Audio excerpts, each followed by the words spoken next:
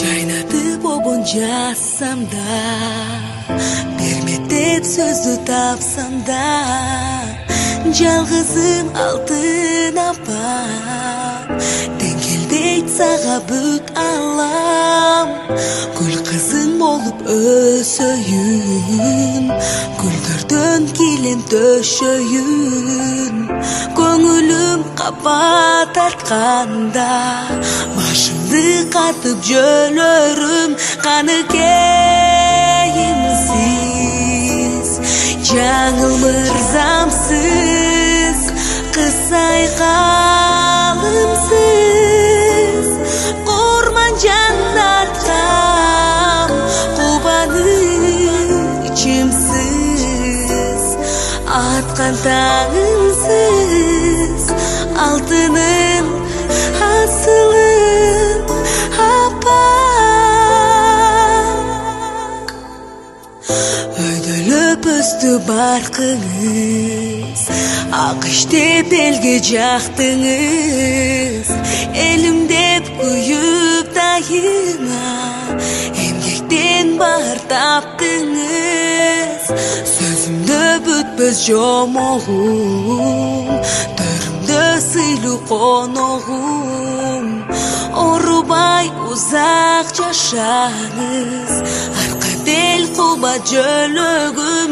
Каныкейимсиз, жаңыл мырзамсыз, кысай калымсыз, курман жаннаткам, кубанычымсыз, аткан таңымсыз, алтыным асылым апа.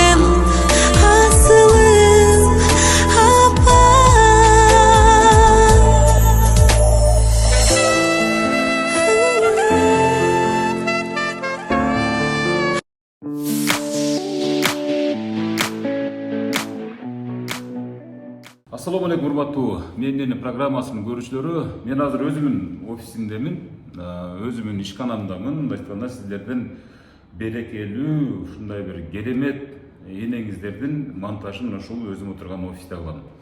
Бүгүн мындай программа жасаган турамда, мындай айтканда жакшылап угуп алыңыздар. Мага ушул балдар кыздары бүгүнкү азыркы утукталуучу эненин балдар кыздары ушунчалык суранган. Апам Баапова Мерим 80 жылдык мааракесин өткөзгөн депчи. Ошол мааракенин видео материалдарын салсак, өзүңүз комментарий берип, анан өзүңүз жакшыраак жасап койсоңуз жакшы болот эле. Апам жөнүндө жакшы маалыматтарды айтсаңыз жакшы болот эле депчи. Апабыз мисалы үчүн эми чынчы дегенде абдан мээнеткеч, мисалы маңдай терин төккөн, ушундай бир башкача инсан экен да, чынын айткандачы. Эми анын баардыгын мисалы мен айтсам, мисалы үчүнчү бир аз кызык жогураак болуп калышы мүмкүн да. Ошон үчүн мен ушул апабыздын Мээргүл апабыздын 80 жылдык юбилейине катышкан өздөрүнүн кыздарынын, балдарынын, неберелеринин жашынакай сөздөрү менен мындай байланыштырып айтканым туура болот да. Мисалы үчүн ушул үй бүлө менден суранып калышты, ушундай бир документалдуу фильм сыяктуу болуп жасап берсеңиз дагы жакшы болот эле депчи. Бирок бул документалдуу фильм сыяктуу жасаш үчүн, аны даярдаш үчүн анда мен өзүм барып тартышым керек эле да. Тилекке каршы андай кадрлар менде жетишсиз болуп калды, бирок ошондой болсо дагы Мээргүл энебиздин сөөгүн агартыш үчүн, ушул балдар кыздардын суранычы үчүн сиздерге алдыңкы видеолорду жакшынакай кылып туруп теспедей тизмектеп коюп беремин. Өзүңүздөр жакшы кылып баамдап баа берип коюңуздар. Албетте бул жакшылык, бул позитив. Энелер оорубасын, энелердин өмүрү узун болсун. Мээргүл энебиздин өмүрү узун болсун. 100 жылдык юбилейине дагы Кудай буйрса ушинтип бакылдап, шакылдап ошондо мен өзүм барып тартып турайын деген ниетим бар. Анда эмесе төмөнкү видеого назар салыңыздар.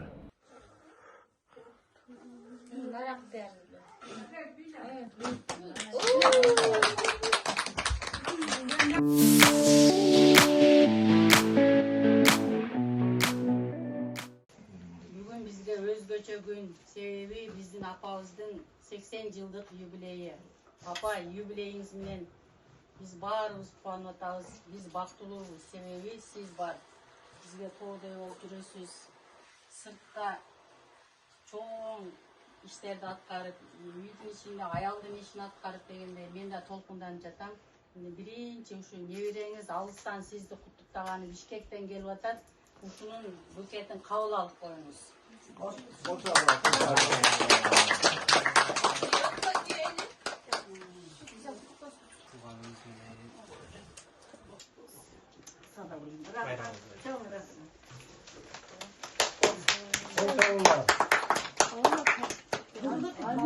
Андай эмесе сөз башынан болсун деп баары мен баштай берейин. Апамдын өмүр баянынан кайрылсак, апам кичинекей кезинде ата-энесинен дагы ажырап, абасынын колунда чоңоюп, чыйрактыгынан ушундай даражага жетти. Үйдө 10 баланы тарбиялап, андан сырткары дагы жогорку окуу жайын аяктап, мектепте мугалимдик кесипти аркалап, мугалим мөмөлүү дарак дегендей, артында балдардан сырткары дагы канчалаган окуучулары бар. Ушундай даракта мөмөлүү дарак болуп жүрө бериңиз апа. Мен кичинекей бир белейим тапшырып коеюн сизге. Бардык балдардын, неберелердин атынан Бейишим апам, Алтын апам ушундай бизди ушундай даражага жеткирип тарбиялагандыгыңыз үчүн сизге чоң таазим.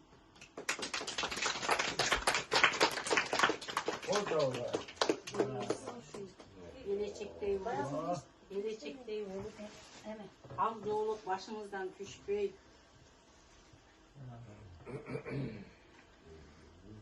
Балдарыңыздын, кыздарыңыздын, неберелериңиздин, келиндериңиздин кызматын, жакшылыктарын көрүп жүрө бериңиз апа. Улук болсун. Биздин пешенебизде көп жашаң апа, төрүбүздө кеңешиңизди айтып жүрө бериңиз.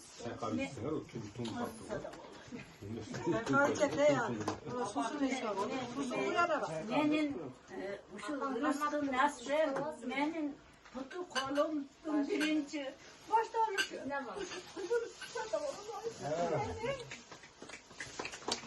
Бул кубанычтын башталышы. Эң биринчи ушул кызымды чоңоюп тарбиялаганмын да. Толкунданып атат апамда. Сүйүнүчтүн жашы болсун, кубанычтын жашы болсун. Кудайыма шүгүр. Ушу менин Кудайым берип ушу кызды чоңойттум. Мына ошо мээнетимдин, эмгегимдин үзүрүн көрүп атам. Көзüm saçım neme vardı? Ömrüm versin. Değil. Bakalım. Hakem bana verseniz. База кылып коелучу. Рахмат. Андан кийинки сөз.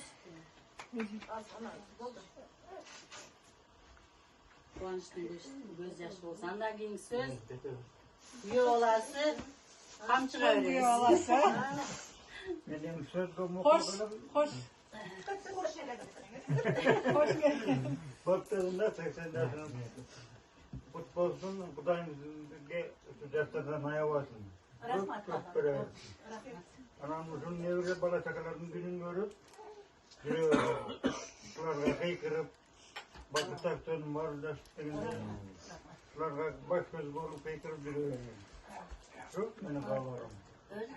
Anam nerede oturganda var, nereden soluk kalan, kimden soluk uzun ömür. Varın pregen maksatına jettiler. Akbar ülümüyle tarafına kaynağın kollarını uzat. Hadi öyle duruyor. Kurda her gün metetörüyor. Böyle kollarını alıyor. Baktırım.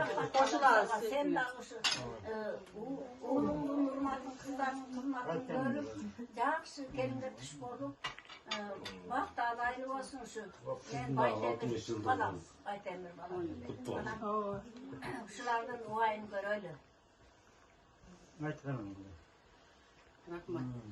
Бишкектен келип атат мына Алыс жол атары ата дегенде. апам деп ушу иштерин таштап канчалаган иштер садак Güzel dede. Bana söz emet durmuyor tayla. Onu sokalı. Benim aябай көп сүйлөйм. Жашнакай ооба. Мындай орунду неме кылып отуруп тургула. Сабырды. Күнү 45 минуттан өтүп сүйлөчү. жагым неме апам куттуктаганда мурда немеге өзүбүздүн үй бүлөлүк архивке бир аз сүйлөп коеюн. Бүгүн ушу апам немесин мааракесинин немеси менен шылтоосу менен баарыбыз чогулуп отурабыз. Мына неберелер, келиндер, өрө дегендер ушулар билишпейт. Апамдын немесин бир аз эстеп айтып коеюн. Баары угуп билип алса жакшы да немесин, чоң энесинин, тайнесинин немесин өмүр баайын. Апам дүйнөнүн эң бийик жеринде, мына дүйнөнүн эң бийик чокусу Ленин пиги ушул жакта, ушу чоң ырайда төрөлгөн. Анан кийин апамдын ушу эң бийик жерде төрөлгөнүнөн бөө же болсо ошондонбу дейм да, апам умтулуусу аябай күчтүү экен да. Анан апам ошо ата энесинен экөөнөн неме калып, жетим калып. Апам ошо 8 айлыгында апам бир тууган акасы жашы жете эле эрте мектеп бүткөндө эле немеге согушка жөнөтүп ийишкен экен. Ал мезгилде да ошо тааныш билиш коррупция болуп кеткен окшойт. Бир айыл өкмөттүн немеси баласын армияга жөнөтсө, ал баласын алып калып, анын ордуна ошо жаш жете эле жаш баланы 17 жаштагы баланы жөнөтүп. Анан ошо айылда да бир жетим бала экөөнү кошуп жөнөтүп. Анан барып ошол жакта согушта неме болот, курман болот. Аны жаш баланын өтүп кеткен уккандан кийин атасы, андан кийин тез эле апасы дагы гана бир туугандар өтүп кетет. Күйүт майынан өтүп кетет. Анан апам ошентип кичине 8 айлык жалгыз калат. Абасынын колунда чоңоет. Эми ата энеси жок. Адам кандай неме алганын билесиңер, баланы чоңойгончу. Кыйынчылыктар башынан өткөрөт. Мектепке деле жөнөтүчү эмес экен, жайлоодо мал багып жүрүшчү. Анан кийин өзүм ойлойм да ошо бийик жерде неме кылган калуу тилектер кабыл болот деп коет го көбүнчө. Ошо апам ошо калоосу аябай күчтүү экен да, окуйм деп. Азыркы балдарды окугула десе да окубайт го. Ал убакта интернет эч нерсе болгон эмес да. Апам өзүнүн арагынан ошо окугусу келип, ошо 15 жашында күйөөгө беребиз дешет. Анан апам окугусу келип өзү качып келет. Качканда да кандай, ошону аз ойлосом өзүм корком да. Биз аз түндө кечинде эшикке чыгыштан коркобуз го. Апам өзүнө окшогон дагы бир жетим кызды эшикке алып, ошо тоонун арасында азыркыдай машина жок. Тоонун арасынан ушу немеге жок, ошко эмес. Дарот кургонго. Мисалы, мына жыландан өзгөнгө чейин деп коелу, бирок ал жер тоолуу жер. Түнү качышат, машинада жок. Түнү эл немеде жөө таң атканда жетишет. Дарот кургонгочу. Анан ошо апам бешенесине ошондо ошол апамдар отурган автобуска немелер отуруп калыптыр. Мугалимдер. Бир-эки эжеке окуп калган экен. Анан ошолорго ушундай биз качып келатабыз, окуйбуз десе, өздөрү менен анан ушу бир автобуста келишип, немеге күлчөгө алып келип мектепке тапшырышат. Ал жерде бир 10 күндөй болушуп, анан ал жерден дагы артынан куугунчулар келип таап кетип калбасын деп, анан Ошко которушат. Ал Оштон дагы неме кылабыз деп, алысыраак жөнөтөлү деп Өзгөнгө жөнөтүшөт. Өзгөндө ошентип интернетте окуйт. Анан Ошол жерде окуп жүргөн атам экөө жолугушуп калышат.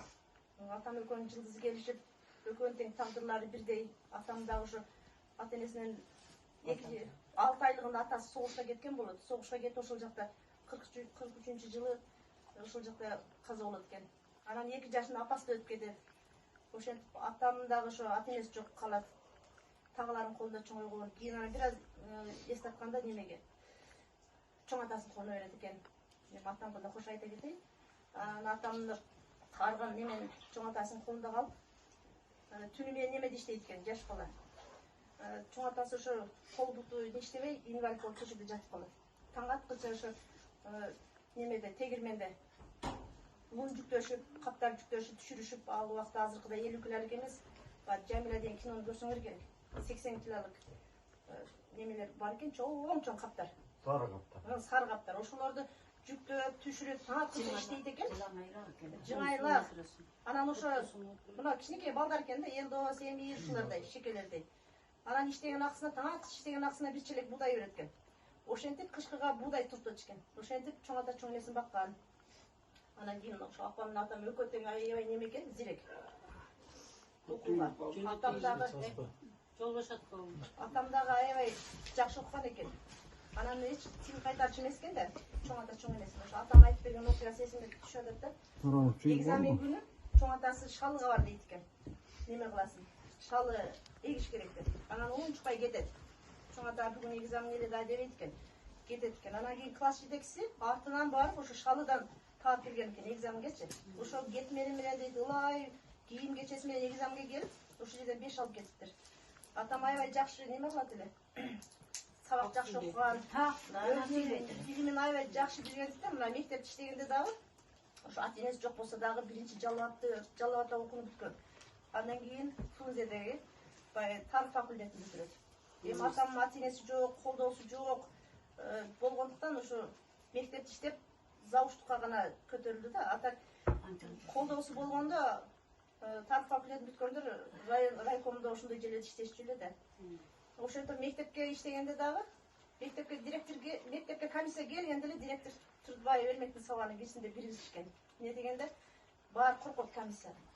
Атам болсо баардыгын жашынакай өтүшкен, аны мактап кетишкен келген комиссия. Аябай сонун болду сабак. Сүйлөө речи, дикциясы да укмуш депчи. Ошентип атам менен апам экөө тең неме болушуп, колдоосу жок болсо дагы өздөрү аракет кылып окушуп, билим алышып, апам немеси дагы эсине чыгып калды. Апам өзү ошентип окууну бүтүп, турмушка чыгып атама. Анан заочный оштон пединститут бүтөт. Ушу балдары кичине, окуп дагы мектепте иштеп дагы ошентип жетишкен ушу чоң ийгиликтерге. Ошого апа рахмат сизге, рахмат. Кудайым сизге бекем ден соолук берсин, бактылуу, дөөлөттүү өмүр берсин. Ошо Кудайым ден соолук өмүрдү берсе, анан калганы бизден зависит этет да, калган нерселер.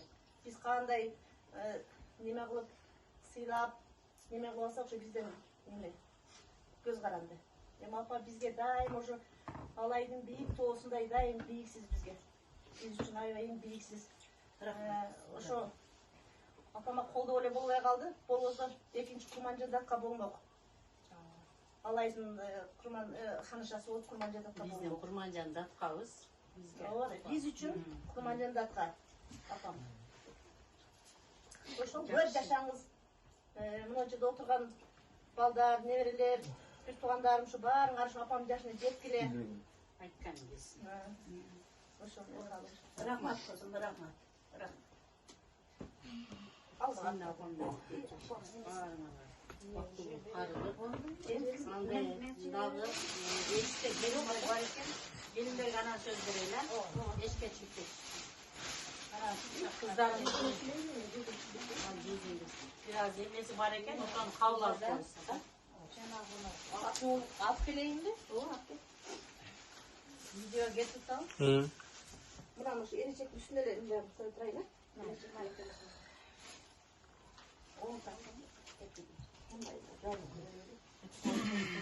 Akçoluk giyip жүрөбүz.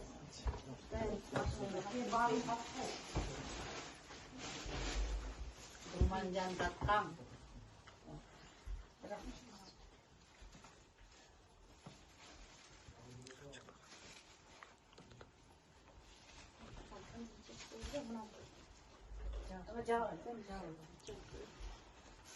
Daima bizlerdeki yaptırıldığı köyümüzü görüyoruz. Seyirci görüyoruz.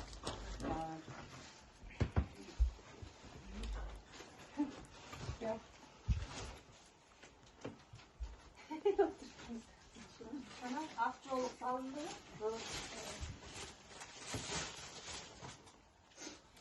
Yine ikine koy. Siz bizim halı şahıssınız. Daim maskadan cüne çıktı. Karınlar. Maskadan kurmancan datkanın nemiz. Şüphey тұрған. Rahmat. Ошақтар Хайргүл, Aldıra. Гүлмайрам, қыздарына рахмат.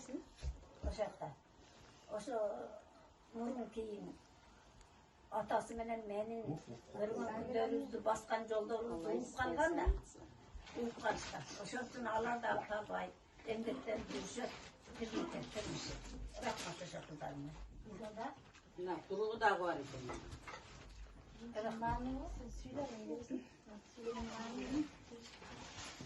Termos var mı? Gel. Kaynak sular.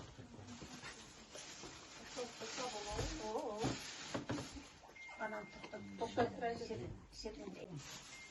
Botturan da 80 yaşınız kutlu olsun.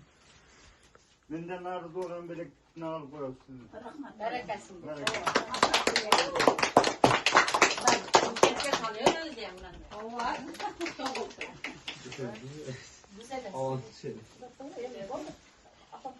Cezem bir koyla. Cezem var. Almak zor. Cezem.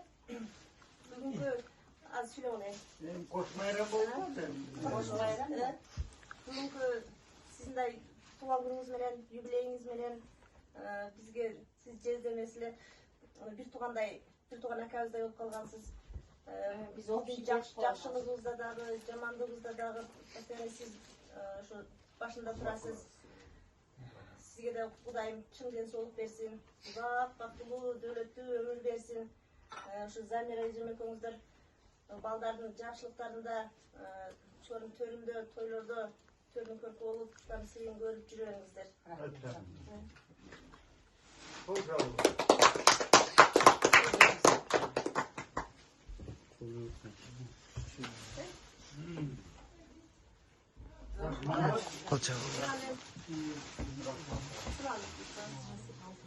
Rahmat. Cezem bir taraf koy. Cezde saat koy. Macizde? Kasay. Ya bordo mu o? Kaniyetleri özgürce o kaniyetleri. Ya bunu doğrultmak gerekiyor.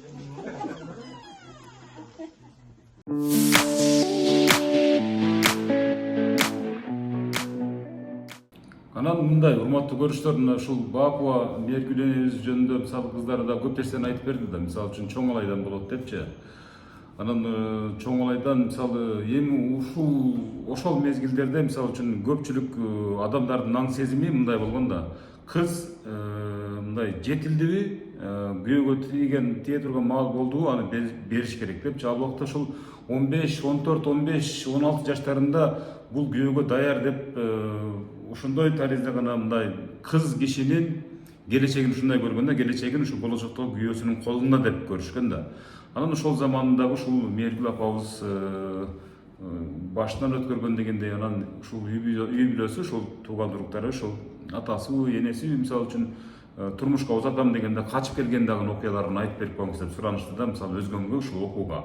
Демек Мээргүл апабыз ушунчалык илимге ынтызар болгондугун, ошого аракет кылгандыгы, мен дагы башкалаштырып, мисалы үчүн билимдүү болоюн, илимдүү болоюн деген бир абдан бир дымактуу ою бар экенин кабар берет да. Ушул нерселерди айтып коюңуз деп суранышты. Эми моундай да, анан баягы эми энелердичи мындай сөз менен мактап берүү абдан мындай кыйын да. Мисалы үчүнчү бул азыркы мындай жаралган энелер кандай кеңештерди берет, аны да көрө жатарбыз азыркы доордогу. Чын мурдагы доорду басып өткөн азыркы энелердин саны тилекке каршы азайып баратат, бирок ошолордун кеп кеңештери биз үчүн өтө маанилүү. Ушул мен ушул чыгарылышта ушу энелердин гана ушу кептерине кулаңыздарды мисалы абдан бурмакмын, көңүлүңүздөрдү бурмакмын дегендей. Анда кийинки кезек ушул дагы ушул Мээргүл апабыздын тоюна арналган жакшынакай бир калоо тилектерге бурмакчымын. Эске сала кетейин, Мээргүл апабыз 1945-жылы 8 апрелде төрөлгөн экен. 8 апрелде туулган күнү болуп өткөн. Бирок өздөрүнчө мындай жеке архивге ушундай видео тасма кылып калтырып койгонубуздан дейт.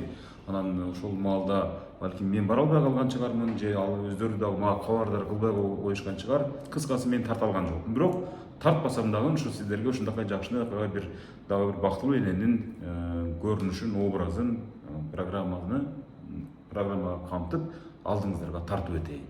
Eşim apam tuğan gününüz menen uzun ömür, çın densoğluk kalay. Bizim aramızda adayım konuk çaynap жүрөберіңіз, төрүңүздө adayım oturun. Rahmat.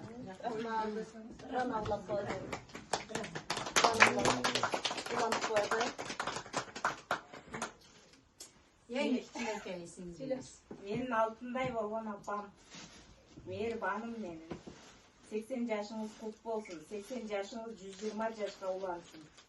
Ушинтип биздин төрүбүздө отура бериңиз ардайым. Балдарыңыздын, кыздарыңыздын, неберелериңиздин, чөбөрөлөрүңүздүн сый-урматын көрүп, ушинтип отура бериңиз төрдө ардайым биздин. Көркүбүз болуп, төрдүн көркү болуп.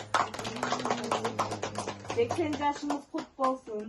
Rahmat kızım. 80 yaşınızga menden 80.000 rubl sizden.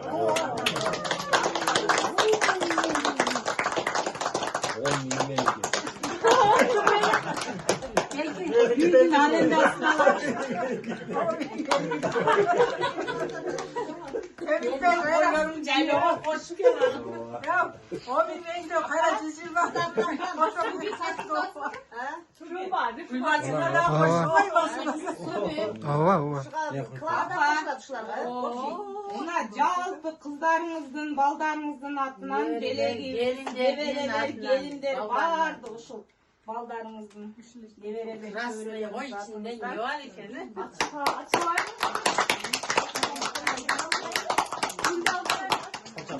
Durumuzчу. Ana, sineke kızımızın kolundan giyip koyuyoruz. Давай oturuyorum. Oturalım etkez, oturuyoruz biz. Oturuyorum. Ya tursasan da olmaz. Sekun tutalım. Kutu kutuna sırada ne gelmez.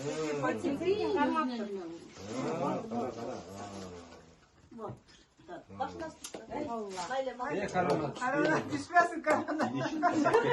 Karaş bu kadar. Kinay tutar yeniden. Apa olur seni? Olur kendi. Bucakta kadar bu. Ana, surağı ye. Olgun oldayım. Zorun altı bunlar değil sana sorsun. Nemesin altı? Ha, değil. Ana, zane.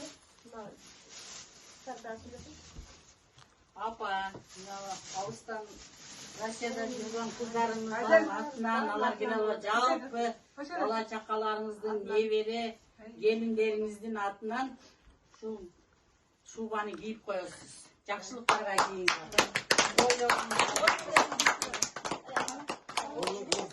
Bravo. Bravo.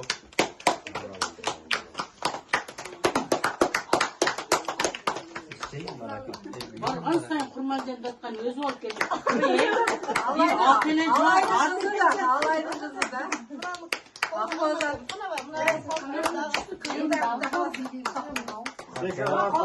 Ortalığa gelmesin de. Sen karşı kırdım kulağından çekildi.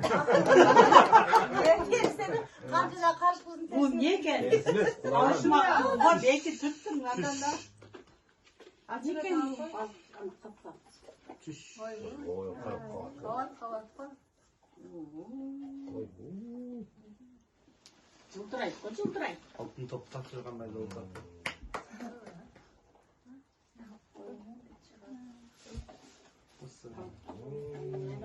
Çiçek alıp kıyla. Ne kadar? Жоғыз болмаса жұғып қалды, апам Жол кылып. Апамға эме десем мен өзім чек көрүшүм керек деп калды да. Qaysi hafta egilich? Qaysi? Bana qaysi Endi qaysi yerda?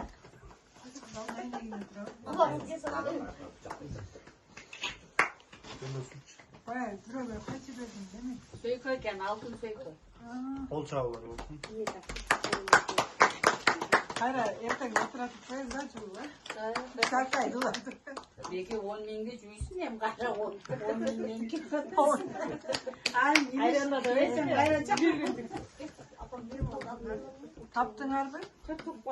Yok 80'in içinde 10 bin. Ой, uyanmay. ошону айтып атат. Ben koştan bu atam 10 bin. Баарын атынан Siz kaçan kapçılık aldınız? телефон алып койдум.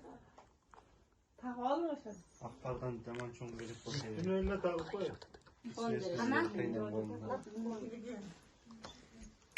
Takbarsın güvenki başlar. Тууганын өзүнүн размери экен, э? Апам размери Bir керек. singil ırayten. Uyga girmiyor. Аренда калып турабыз эми апам. Өзіңге барып келейін деп. Жалғыз жарым жөнеп сош керек. Siz de hep yanında жүресіздер. Ошон үчүн сен жанында жүр да. Vay kempir geldi. Өзү уудап кетти. Kol çağlar, kol çağlar.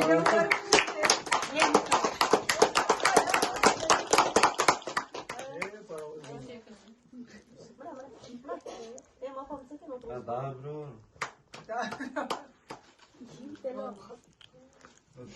Косуна Ушундай деп кой. ийгиликтерди жибердим.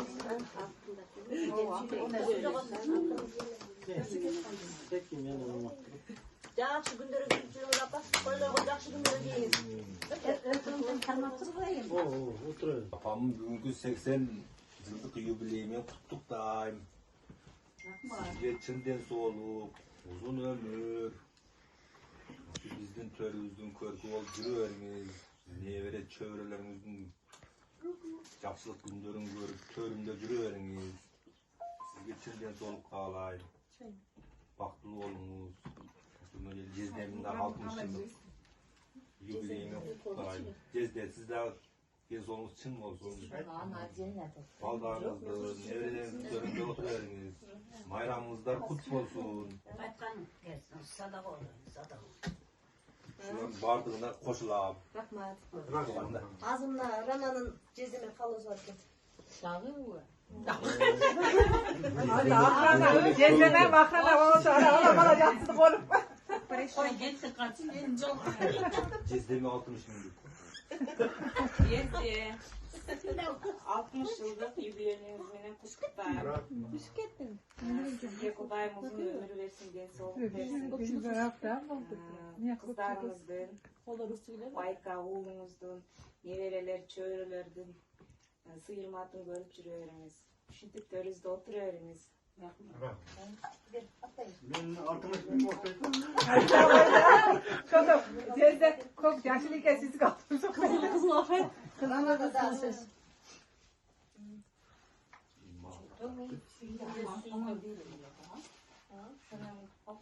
Тоқтатасыңбы? Алыстан Москвадан Нургазы небереңиз апа. Сизге аз да болса алып койсун, Элиз экөөбүздүн атыбыздан деп. Şimdi de okup koyayım. Мындай кармаганда жакшы. Кезде буну сизге берем. Rahmat olsun. Нургазы. Ömrüm versin. Onu şu Nurgaz'ın cıtın cıtta o salon, o şahta kıynan işler Elisa geliniz. Nurgaz'ın cıttan o da. Ne kaç böyle? Çok. Bunu özüm çantamda bekem salvallasam Makranalar böyle gitti. Ne diyeceğim? 80 yıllık jubileyiniz kutlu olsun kaynar. Adayım mutlu olunuz. Biz kaçan nurvanız, sırpavanız. Aldığınızda жақсы денсаулықта болып жүріңіз. Айтқаным келсін, осы садақ oldu. Süt vereyim mi? Aynen süt de oturak. Siz de yönetiniz.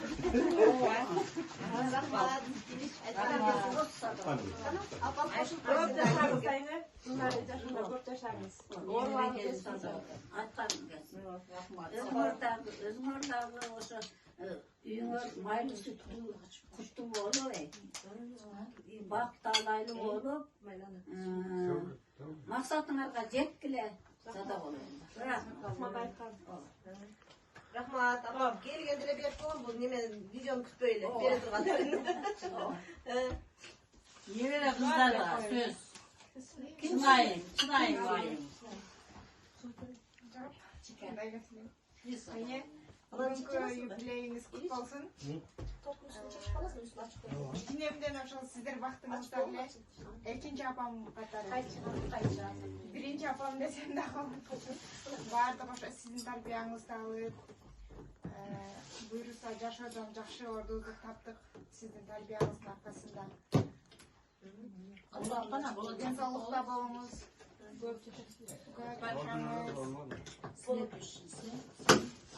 Uzak ömür kalayım. Aytqaning kelsin. Qana gul ochun. Yerimiz kaç kılamına. Apa, özlük bayramımız kutlu olsun 80'de. Bundan da көп. Yaşa. 80'liklerden da iyi. Küçük yaşasanızlar bizge azlık var. Sizge baqtılık, arlık kalayız, densoğluk kalayız. Ардайым үйдің құтты төріміздің көп болып жүрін, балдырдықтарын өйренедім, төріміздің жақсы күндерін көріп жүрім. Біздің бақытымызға бар болуңыз, денсаулық қалайын, бақытылық арлық болсын жүрем. Жездеме де қалайды қойын, жезде сіздің де бүгінгі майрам, өздік майрамыңыз құтты болсын. Көп жашаң, орубаңыз, балдар қыздарыңыздың жақсы күндерін көріп жүріңіздер, ежелдеріңіздер. Ардайым үйіңіздерін үйдің құтты, төрдің көркі болып жүріңіздер, бақытылы, қарай жүріңіздер. Eline getirdim ben de koydum. Rahmat kıstırma, rahmat. Şu apamın жақсы сөздеріне, жаман сөздеріне де чыдап, үйдің кішінекей емесі де, келе тұрған жерімізде. Дәрі. Keçeden beri çukap düşüyor şuna, neme bek dursun, gülvarçın, apa, uşular cügürüp bizde şunday nemeni ötkör beri atacak. Apamın nemesini sizleyin. Rahmat vergi daha. Sizlerden apam yaşına çıktılar. Akbarga belgilesi. Siz akbarda. Apa kevaydı başta. Ayni кезде сизди тайын эмес апа десе деле апам десем деле болот. Сизге калырым узун өмүр. Бул жаштан дагы бирге жашаңыздар. Чын ден соолук, жезде оорубаң. Мына куругунан берип коюн, а? Өзүм атыман.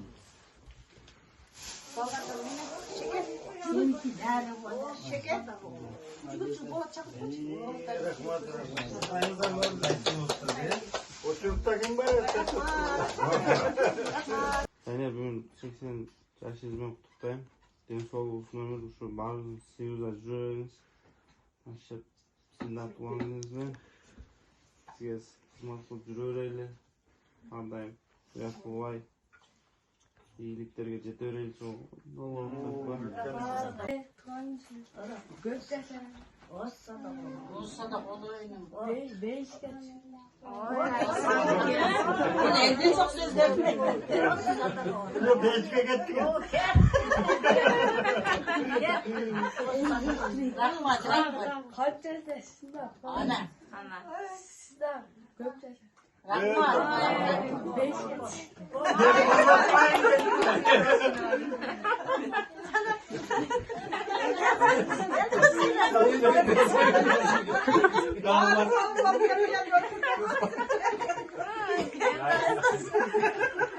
Azra içkilendirsem olmayız. Yılmaz Karagöz gel. Evet, kulağınız verin. Oy şaşma yukarı. Kaç yaşındasın?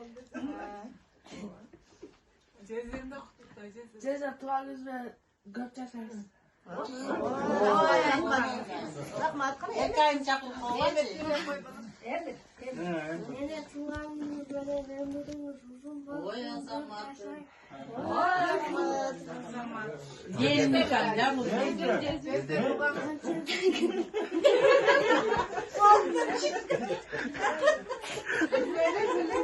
Son silahdan. Sonra oldu. Burada çizelim. Tamam. İşte. Görmeyiz bu. Kulağım.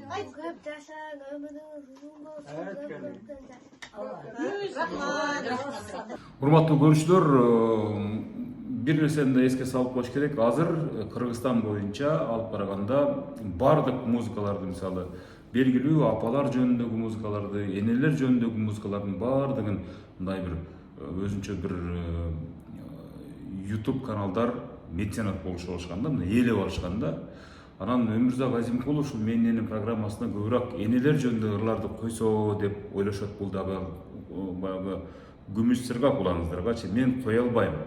Себеп дегенде, эмне үчүн дегенде, мен эгерде мисалы үчүн Эшматтын же болбосо Ташматтын ырын коюп кое турган болсом, анда мисалы үчүн Соло медиа дейби же да башка медиа дейби, кыскасы ушулар менин каналыма жалоба жазып коюшат. Мына энелер туура түшүнүңүздөр.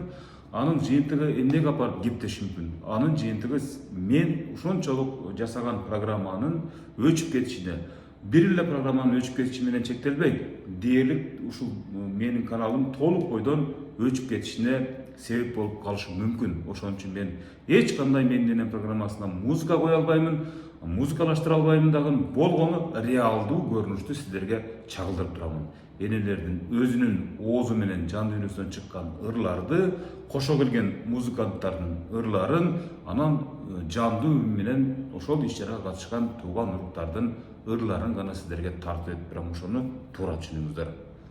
Кийинки көрүнүшкө сиздерди назарыңызды чакырам. Aldığını жақсы diye. Kalpaktanlar çeşme kızlar bir çok açık böyle apam kalacak. Bekliyor. Kapıdasın mı? Yüzük kalanlar.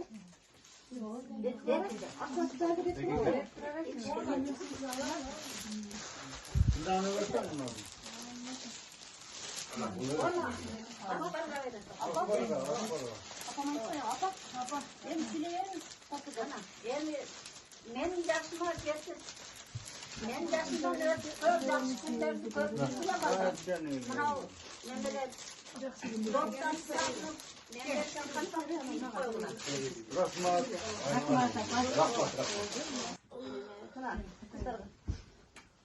Neme men kıyolam.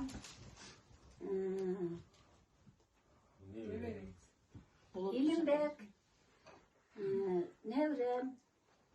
Bektursun, Bolot, Baldarın, neme? Akbar, Baytemir, Çınayım. Eldos, Aldar gayrettan. Şerzat, Emir, Şerzat, Emir, şu Baldarın, Kudaga şuru, ana kızlarıma, Ramazan, İslam. Ramazan, İslam, Adel, kızlar. Şunda öyle çoğunların delaytörse mıkşet. Zamira, Gülzada, Gayrısı. Kayrgül, Gülmeram, Rana, Kılara, şu kızların bardın vardı. Allah Teala'dan men daima tilep жүрөм, uşular hiçbir жамандык күн көрбөсүн деп. Ошо тилегимди Кудайым жеткизсин, ошону берсин. Силер бардыңар ушу каалаган максатыңарга жет. Биринчиден оорубагыла эч качан ден соолук берсин бардыңарга. Андан кийин узак өмүр берсин, бактаалай берсин, ырыскы насыба берсин бардыңарга. Кең келечек берсин. Анан мындай жакшы неме жашаганга билим берсин силерге. Жакшы окугула, бардыңар, жакшы окугула. Ушулар жакшы окуп, өз ырыскысын өздөрү таам жесе экен деп мен дайыма түндөсү чочуп ойгонуп кетсем дагы, уйкум келбеген күндөрү силерге жакшы нерсени каалап, Кудайдан тилеп чыгам. Кудай, ушулар кар болбосо экен, зар болбосо экен деп. Бул турмуштан ар кандай нерсени көрүп жүрөм мен. О бирөөгө пайда кылса экен деп. Büröge fayda keltirip jardam berse eкен dep, mümkün bolsa ошондой fayda keltirip jardam bergile. Eger jardam bere albasaňar, densoğluňar bolsun, hiç kaçan büröge ziyan kılgagla aynanayınlar. Eldim barlar bilet, turdu ayıplar, anday uğurluk, tuğurluk, andayımda iş yok da, uşu yerden sorasa, kim balları tuğra jüret dese aytsa gerek, sin, aytsa gerek. Men oşoga neme dağ bolup жүрөm, anaki mundan narda uzagına sүйünsün, Kudayım. Uşunday jakşı jolda жүрgüle, ahırım kettengile, baldarım, ömrün ördü bersin, oşon men Kudaydan tileyim, bardыңарga. Allahu Ekber. Kançı. Oturam, üçüncü belekleri berip atat, sizge rahmat. Şu belekleri dananla toy aktarga giyip жүрөр ele. Kızlar, ballar, ona başımızdan kalpay, başımızdan dolup tutuyor, oynap gülüp жүрөр ele. Siz de burada oynap gülüp жүрөр. Altınınki algan badarganız kutlu olsun. Kulluk olsun. Şubanız. Şundan günden gel çıkmayla duruyorsun ya. Canıma nemeni, şekeri, el doktorca nemeni aldırım ya, emirde aldırım. Ondan kiyindiler çoğuşta. Tezden ayıp atat, sen cıgda koy, vurdap kete, söykümü cevapsa başına gösteriyor. Siler neme göze gördüp duruyorsun orada. Algan badarganız nasıl O silerdi vergen kudağa şükür. O men tentirlik bolsun. O silerdi. Men el bundan arda hiç kaçan doğruvayım. Doğruvayım dep Kudayga neme kılam. Allah Teala. Bundan arda manam bir kılım yaşayın dep azile kaldı. Emi mınanday kızlarımdın, baldarımdın, kövalamdın, nevere çevrelerimdin, jakşılık günlerini şunday körüp oturup men 2 kılım daha yaşagım kelip. Közdegen çukur jergen bütkön eken. Şunday. Bugün ayabay sүйünüp duram da, ayabay sүйünüp duram. Mına neme subi o sadaga oloy. Subi men bu subi meni aytsam söz jetpeyt aynan. Mına hem jakşı okudum mektepte da uşu bar ele bir mugallimden surasaң, jolukkan mugallimden surasaң aytat. Jakşı bala, jakşı okugan dep. Oku jaydan surasaң dagı jakşı bala, jakşı okugan dep. Sadaga oloy. Şunun ömrün bersin, densoğluğun bersin.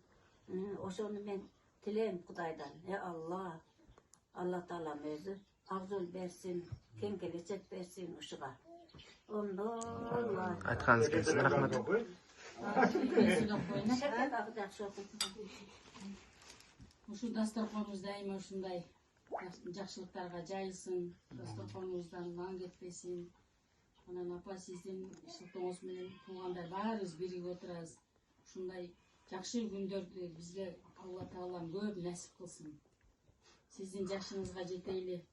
Сиздей болуп биз дагы балдар, кыздар тарбиялайлы. Баары сиздерди сыйлап келип атат, ушулардын баардыгына рахмат. Алыстагылар, жакындагылар, Ылдыйда жүргөн, Россияда жүргөн сиңдилериме дагы рахмат. Уларга ден соолук берсин, тапкандар насип берсин. Нургазы, Элизага жана башкаларга баардыгы ушу аракетин, баардык күчтөрүн берип атат. Рахмат. Жакшы күндөрдө жолугушайлы. Канчы сага дагы ден соолук берсин. Көп жаша. Апамдын жашындай апам берген жаштардан көп жаштарды эмне күлүп атасың аны? Ошол така калып айтат. Кап болойлу. Рахмат. Men bugün ayrı kuvalıp duram. Mına dep dursun. Oğlum үйünde oturarız, bardыңар, keldiңер uş yerge çoğun. Mına bolota görün. Neme kıl, urmattap. Kepet öyle kempeyl versin daima. Rızkı nasıl versin, baldarına ömür versin, densoğluk versin. Tığın zaman bolup, vakti alaylı boluşsun uşlar. Hem kanday söz aytışın da bilbey şu, men özüm sal komuz kabı boyunca talantım barlı, şu komuz yok, neme olup duram. Anam bu sal muğalim bolup istegen adam sal cindirak bolup neme dağ bolup gel. Anam ırdak da iyiyim gelip neme tutturam da şunday. Bir de Bozkır'ımızda ala gelip Rahmat siler. Ay tolkundan neme otturam. Rahmat siler menince nday eşke çıksan tazavamsınlar. Karasam жылынғанға күнімсіңір бардыңlar. Құдай, анан кейін мындай жақсы сағынып екі жақ қараңға жайлауымсыңар, мана еркек балдар. Анан неврелерім, чеврелерім болса менің қолы бұтым, шындай, көрерге көзім сыңыр. Ошолар Құдайымдың ушыларды маға бергеніне сүйініп мана. Денсаулығыма денсаулық, күчіме күч қосылып, шындай сүйініп жүрем, жашай берем Құда қаласа. Ошон үчүн мен көнүп калгам, силер өзүңөрдү жакшы карагыла, жакшы окугула деп ушу неврелеримди жакшы сөз менен дагы кээде сал адамдын жини кайнап кетет экен, жаман сөз менен дагы урушпойм, о капа болбогула, сада болоюндар. Менин ошо урушканым силерге ширин кант, дәрі жакшы болуп жүргүлө. Мына чоң атаң дагы эң жакшы мугалим болчу. Ошонун аркасынан мен дагы мугалим катарына кошулдум. Себеби дегенде директор завуштар Эрмек, сен жакшы окутасың. Сага ишенип мына окуп бүтелегимде эле. Мына мээриге да класс берип атабыз. Sen meğerini okutasın деп, ма класс берген. Мен балдарды окутуп жүргөнмүн. Анан чоңатаңар болса, эң жакшы так сүйлөп, ушундай түз жүрөт болчу. Камса келет дегенде элдин баары коркот эле дейм. Өлдүк камса келсе эмне болот деп. Анан ал болсо тегеле кене жүрө берет эле. Келсе доскага эки жак карабай эле түз жазып кетет эле. Мен болсо корко берет элем да. Кокустан ирейт кетсе эмне болот а? Доскага теманы жазбастан деп. Ал кеңир түптү сулчулук жазат эле. Анан эки жака басып, жакшына иритим менен мынтип балдарга сабакты түшүндүрүп, неме кылганда келген комиссиянын өзүнүн озасылып калат экен. Ошентип чыгып кетишет экен да. Өздөрү буга неме айта албай эле кайра ушундай да мугалим болот экен деп. Ошо чоң атаңдай болбосо дагы силер кичине турмушка неме умтулгула, сада болойт. Анан мен жашында жаш экен да, жомок айтып берчи Эрмек дей берет эле. Жомокту айтып берет эле. Кайра уккум келет эле. Кана зерикпей айта берет эле. Жок, бир эле жомок эмес, ар түрдүү жомокту. Бала тошон таккантып, Так даана ушундай сүйлөйт эле да. Кез мугалимдер ого деп мындай сүйлөйт го. Силекей тартып же болбосо бир балады. Албичанпей түз сүйлөп, анан доскадагы туура жазып ушундай неме кылат эле. Ошонун жолун жолдоп мына чоң кызым менен мынау кызым биз немеге мугалимдин колу мындай сал айлыгы азыраак болуп таралат го. Ушул экөөбүн гана жакшы окуну бүткөздүк. Жакшы мугалим болду булар дагы. Элдерди таң калтырган. Мына Гүзадарда сабак берип атса, эшиктин тешигинен карап таң калышат экен да. Ойто, жаш мугалим болуп ушундайды эми көрдүм. Чыгарган немесин карасаң, класстык бурчун депчи Гүзадар. Бул Замира дагы эң жакшы. Буларды окуу жайда мугалимдикке алып калган деген да, агайлар. Болбой келе берген булар. Карбайбыз деп атасы ооруп атат эле да. Ошо атабызды карайбыз, дүкөлөрүбүздү карайбыз деп. Рахмат кыздарым. Силер максат тилеңерге жеткиле. Да үзү айтсам дагы силерге каалоомду айтып калайын Кудайдын алдында. Кудайым өзү силерге денсаулык берсин, узун өмүр берсин, бала чакаңар менен кошуп. Ошолор бакталуу айлуу болсун. Ошолор бакталуу айлуу болсо, силер дагы бакталуу айлуусуңар. Ушул немеңерден жазбагыла. Кудай, тынчаман болгула, бардыңар. Окуганыңар окуп, иштегениңер иштеп, эч кандай бирөөгө жаман келтирбей жүрө бергиле. Анан Россияда кыздарындагы биринчи кайрылуу барган. Ошо кыйын эле. Сен бар, desem bağırıp beçare kıyınçılıkka çıdabay işler, çıdab işler. Ana anca singilerini tartkanda, oşa yaka keldiler. Natim iştegiler dep, oşa onun densoluğunu versin hayır bildim. Anan Gülmayran'ın da densoluğunu versin, hareket kıl, işte güzel. Tıncaman borçsuz. Kılara menen Rana dağı, mana bak emgettenip kaysi işte kılsa dağı, Tuğra jasa, taza jasa, kıytırlık kılbay, işin düşü. Şu arkada Kudayım den sağlık ömür versin. Tıncaman boluşsun. Ana kalsa söz köp, men şuna mayla da. Mayla, azıcık şuna pauza. Pauza, değil mi olay?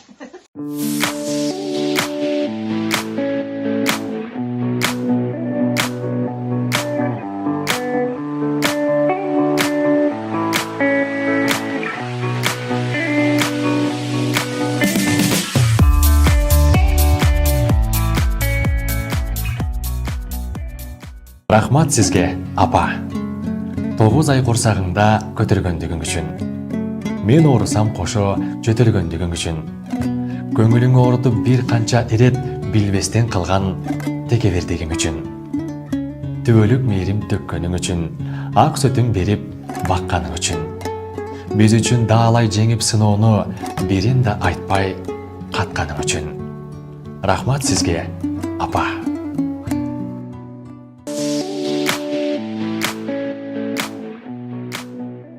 Урматтуу көрүүчүлөр, мисалы үчүн программаны жыйынтыктап жатып мен эмне деймин, ушул Баапова мээргүлөнүбүз мына быйыл ушул апрелде 80 жашка чыгып отурса, мисалы үчүн Кудай буйрса, жылдар өтүп, мен ушундай ниет кыламын, 90 жылдык, 100 жылдык дагы юбилейин белгилегенге Аллахым жеткирген болсун. Амин.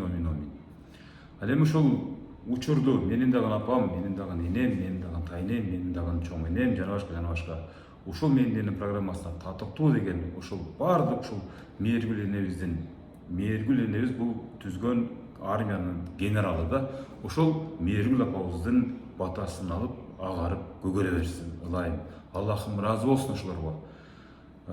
Ушундай сиздин дагы энеңиз болсо, апаңыз болсо, анда түз эле мага алдыдагы телефондорго кат жазып кайрылыңыз. Мен кызмат кылганга даярмын. Жада калса Орто Азияга барып дагы кызмат кылганга даярмын. Эгерде сиз Америкада болуп чакырсаңыз, Швейцарияда болуп чакырсаңыз, Францияда чакырсаңыз, анда ошол жака дагы барып тартканга толук түрдө даярмын. Болгону сиздин телефон чалууңуз, анан мен менен болгон сүйлөшүүңүз гана керек. Энелер оорубасын. Пайгамбардын бир осуяты менен сиздер менен ушул программаны жыйынтыктайм. Пайгамбарыбыздын бир осуяты бар. Урматтуу көрүүчүлөр, абдан маанилүү. Ата-эне разы, Аллахым разы дейт. Ошон үчүн ата-энени сыйлап жүрүңүздөр, ата-энени дамтап жүрүңүздөр. Анткени бул келечектеги өсүп келаткан муун үчүн чоң сабак. Бул чоң идеология. Жакшы туруңуздар.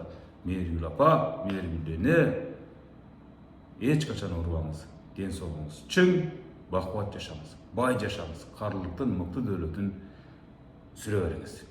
Кудай буйрса башка жакшылыгыңызда мен ушинтип багылдап, жарыңызга сүйлөп барып каламын деген ниетте жакшы калыңыздар, аман болуңуздар.